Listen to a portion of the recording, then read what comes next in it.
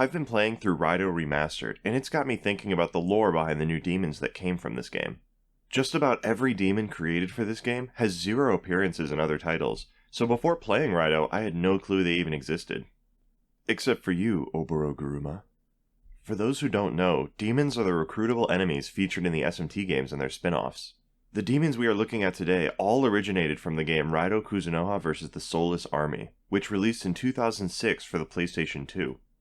Today, I want to share my research on these demons, what I think their inspirations are, and if they think they're good representations of the myths they portray.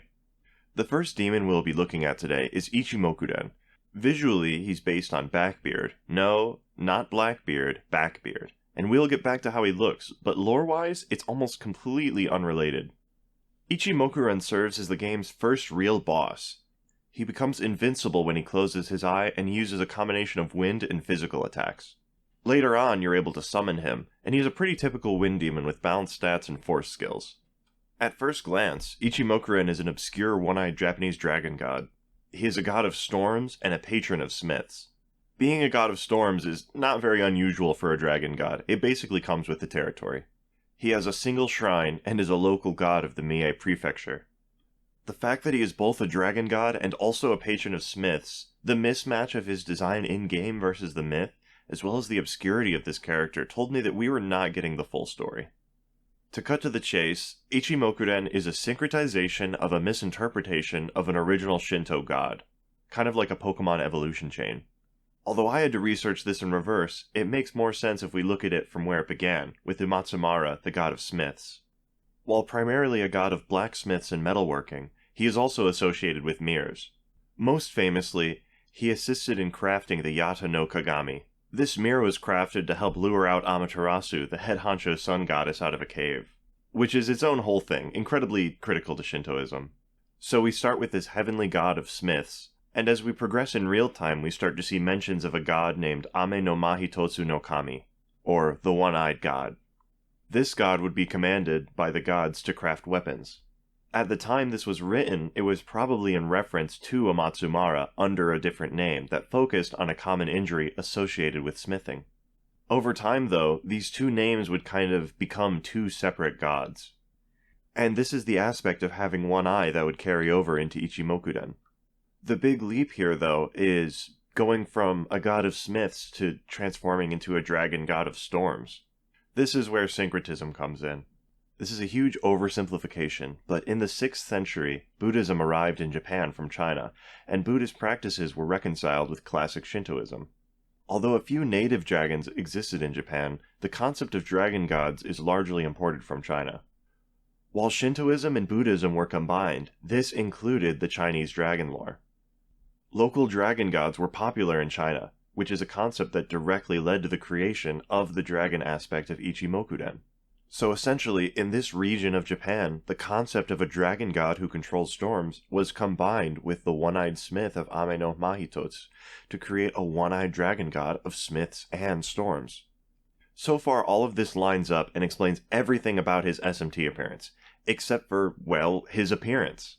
To figure this part out, we have to look back at both Backbeard and the source of basically all SMT designs, Gegege no Kitaro. Gegege no Kitaro, or GNK, is a Japanese horror manga from the 60s that tried to depict and revitalize any god or yokai it could, especially ones that had no popular depictions previously. SMT probably wouldn't exist without it, but that's a whole other thing. What we care about is the creation of Backbeard in GNK, as well as how Ichimokuren is depicted in the same manga. Ostensibly, Ichimokuren in Raidou is just a recreation of Backbeard's art from previous games. Seeing this didn't really make any sense to me, though. In my eyes, I just didn't see a connection between Backbeard and Ichimokuren. But as always, searching the name of a demon plus GNK made it make sense. Despite appearing in the anime adaptation of GNK in 07, and the wiki corroborating this being his first appearance, I do believe that Ichimokuren was depicted earlier in a Mizuki art book, but I cannot for the life of me find which one it is. As we can see from this art, Mizuki already had depicted Ichimokuren as a floating orb with an eye. And while my evidence isn't perfectly sound, I still find it cogent to believe that the decision to depict Ichimokuren as an eye orb, or even to use Ichimokuren at all, was due to Mizuki's art. I think that it's most likely that Mizuki's arts influenced their decision to use Ichimokuren, and they then retrofitted it to use the original Backbeard sprite. From a gameplay perspective, they also probably preferred the tentacles since they'd be able to use them for lots of his attacks. Intentionally or not, I think Ichimokuren is a fascinating use of the mythology, and these themes of syncretism will just continue going forward. Next up we have Oboroguruma, an insanely old, famous yokai who haunts a cart, and in modern times are often depicted possessing cars. This yokai is largely featured in ghost stories where someone hears the creaking of the Oboroguruma's wheels, where upon investigating they discover the spooky giant head of the yokai coming out of the cart. It is said that the yokai is created over vehicle-related disputes and deaths. In-game, Oboroguruma is a haunted taxi driven by a skeleton. He attacks Raidou over a misunderstanding related to recent attacks on taxi drivers. Depicting Oboroguruma as a car, or even a taxi, is something that has been done for years at this point, but I think the 1930s classic car design gives it a nice flair. Being under the Volt Order makes sense, as it's literally mostly machine. Having the Allure investigation skill, which increases enemy encounter rate, is a nice flair. It's like he's honking his horn to piss off the demons around you. Utai-gaikotsu is another Japanese yokai who appears as a singing skull to avenge an unjust death. The story goes that as two merchants traveled together, one was successful and earned riches, while the other had earned nothing.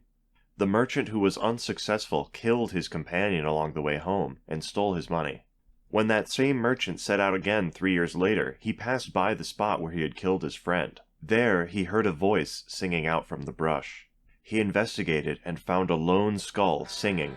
He was fascinated by the skull, and figured he could make some money off of the curiosity. He brought it back home with him to a wealthy lord, who made a deal with him that if the head did not sing, he would behead the merchant. The merchant tried as he might, but no matter what he did, the head would not sing. Finally, the wealthy man became impatient and beheaded the merchant. After the merchant was killed, the skull sang out again, pleased that he had gotten revenge after 3 years. Although this particular story appears in Japanese folklore, very similar concepts and stories of singing skulls seeking revenge, like the singing bone, appear in Western fairy tales as well. In-game, a pair of Utai-gaikotsu trap Raidou in a loop of warping. Every time you warp, though, they can't keep their mouths shut and reveal more and more about how to break through. Eventually you're able to defeat them, and later on you're able to summon them on your own. While a flavorful inclusion, I do think they're essentially a Japanese reskin of Chatterskull to match the theme of this game. In fact, every single demon in this game that was added is from Japan in some way, shape, or form.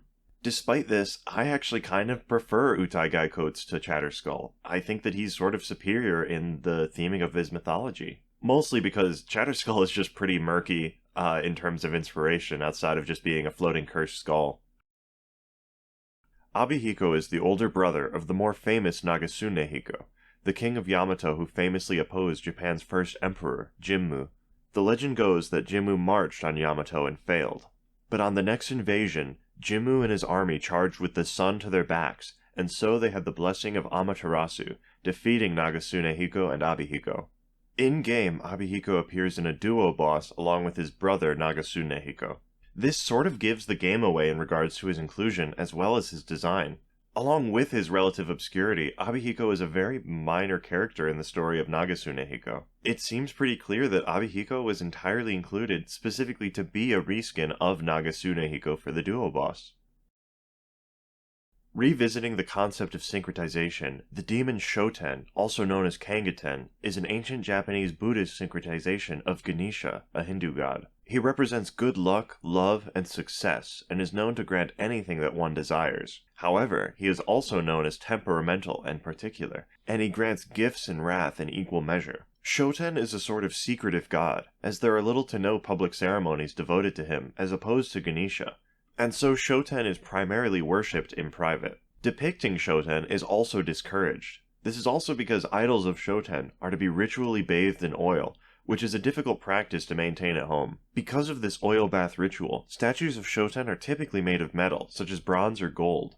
Unrelated to this game, but a story of a ritual performance in medieval Japan featured an apparition of Mazakato being beheaded by a statue of Kangaten, which is the same way Mazakato would die in 940. As Mazzucato does not appear in this game, it's not very meaningful for this video, but I kinda think it's interesting.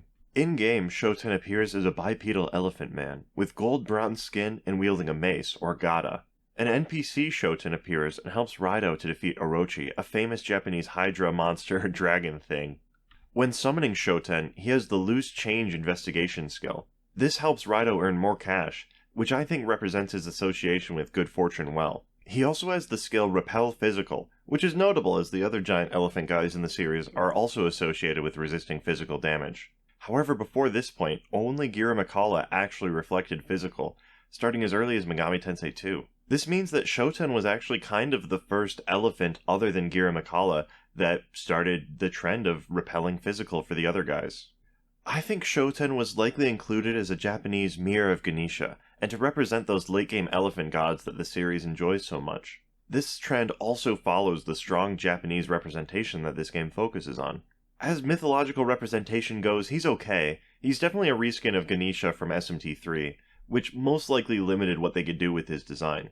I think Shoten is also just an interesting fit as a kind of hidden god. It gives him a sort of occult feeling which makes him fit in perfectly. Kudan appears as a cow demon bearing the face of a woman.